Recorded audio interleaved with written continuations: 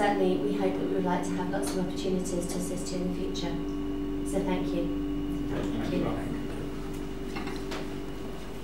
I think one of the issues is that in fact you might like to explain a little about the 1996 Act and how perhaps overseas it is simply not understood that India is applying this, and I'd be very grateful if you mentioned. Okay.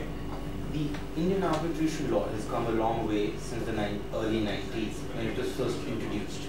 It was introduced in different forms but not exactly applicable in the commercial field of law. Over time, with the 1940 Act and the various treaties that India entered into, mainly the New York Convention, the Geneva, so those principles were gradually brought within the Indian legal sphere and made applicable in India. If I think most of you would be knowing, India is a monoist state in the sense that every treaty that the Indian government enters into does not by itself becomes applicable in India, even though it is ratified by the Indian Parliament. It has to be imbibed into an Indian Act, and that is how it becomes applicable.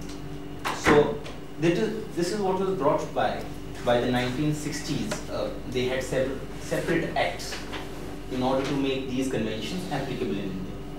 Now, 1996, they gave force to an ordinance of the President, whereby they assimilated all these forms and brought about one common code which dealt with all these forms of arbitration.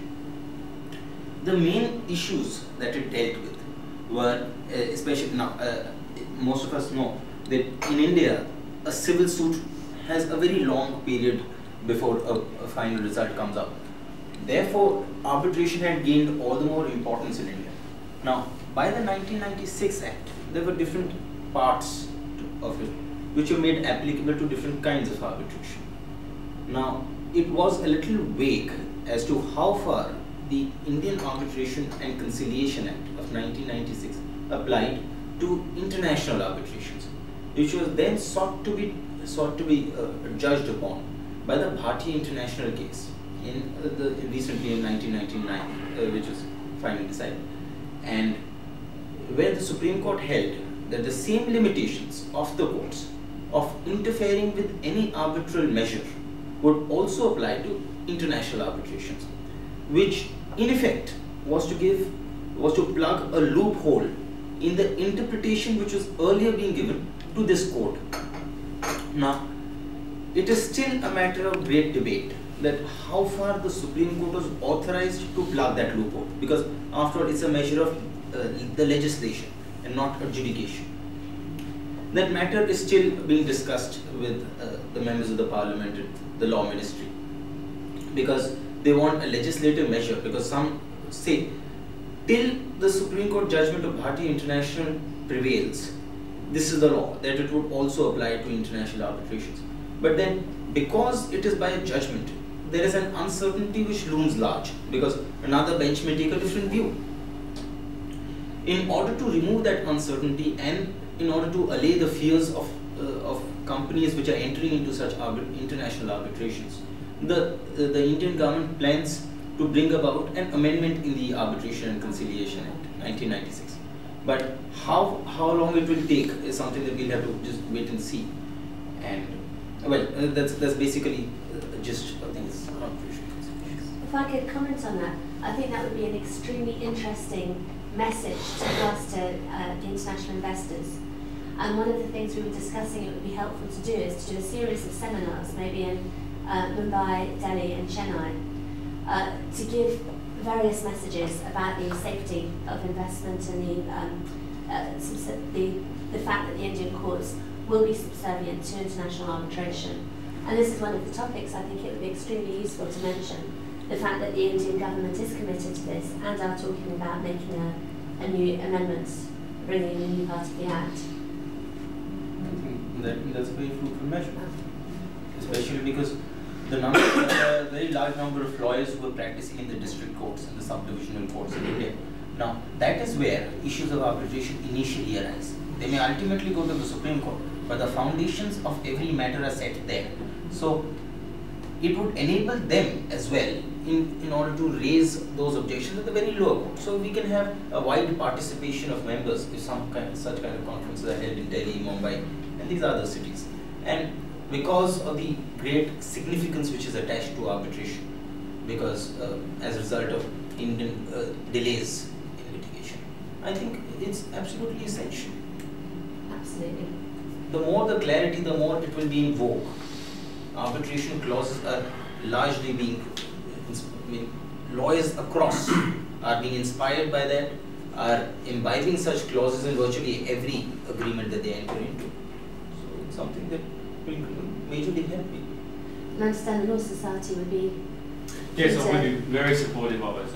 We've been in discussion with a number of parties in India regarding seminars and legal education, but also building the friendship and relationship between Indian practitioners and English practitioners.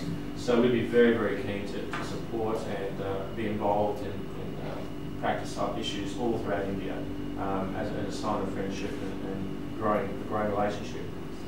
India will soon lead, I believe, Asia outstrip China and other countries, and we very much would like to be a partner in that development and that growth. I think that we should have a because the seminar will make the people know of India.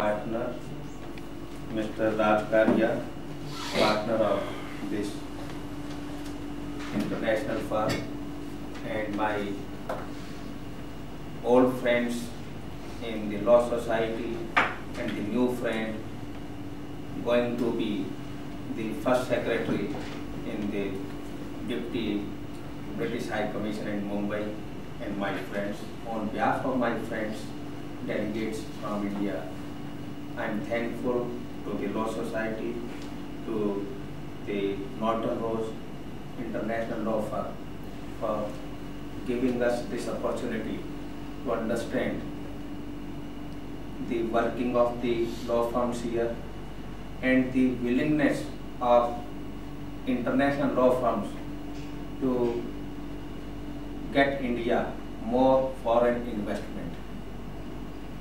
And we appreciate that